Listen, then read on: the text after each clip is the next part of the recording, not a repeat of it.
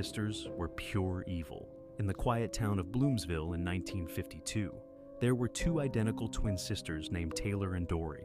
They seemed like ordinary, sweet girls, but behind closed doors, they were evil.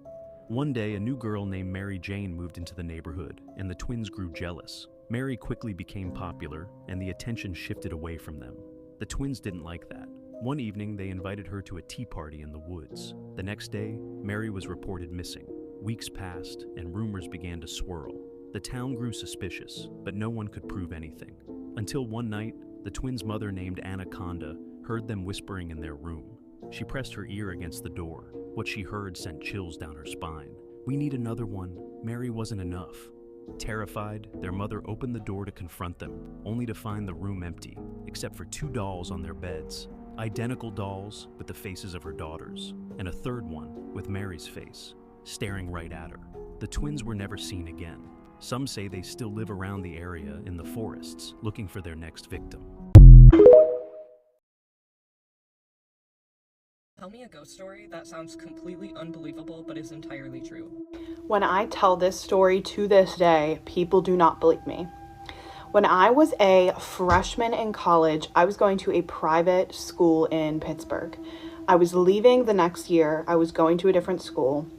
So my friends and I, some of us were leaving, some of us were moving, whatever. We decided we wanted to kind of hit all the different spots in Pittsburgh that we really liked. So we went to like Mount Washington. For those of you who don't know, it's like a really nice lookout over Pittsburgh. And there was a place near our school, and it was called the Fountain of Youth. It was essentially just like a well that people in the town used to go to when it was in use. So we went there. It was nighttime. It wasn't like midnight. It was like 9 or so. It wasn't super late. We went there, and the way that this well was set up, it was like carved. There was a piece carved out of a rock formation, and then you'd walk in and then get water out of the well inside of it. So the people who were like shorter or smaller, they went inside, and like I'm tall, so I wasn't gonna like go in there, but other girls were going inside and just like checking it out and seeing what it looked like. And the rest of us were standing outside, taking pictures, just like messing around, waiting, hanging out, talking. The girls inside, one of them said, "Hey, I can kind of hear like rocks moving around in here. It sounds like there's something else in here." And we were all like, "Oh, okay, well, that's probably an animal, so just like come out."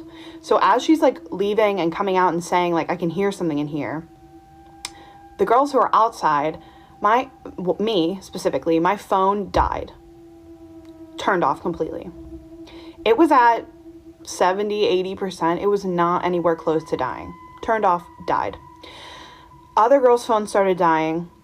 Then we heard a growl, and it did not sound like an animal. It sounded more like a human being trying to mimic what an animal sounds like when they growl. And we found this out later, that the girls inside the cave heard the same exact thing coming from inside the cave. We heard it outside in the woods. We all run and book it to the car. We get back. We're all like, we're done. That's it. Whatever. I'm going to take a shower. I'm changing, and I see in the mirror handprints on my shoulder. Like someone just grabbed it like that and left those prints. I tell everybody, check yourselves, because I just found this on myself. The one girl who was in the well lifts up her shirt. I look. She has 3 scratch marks down her back. I was like, nope, we're done. I started praying. I said, if there's something attached to us, get it away from us. I want no part of that. And that was it.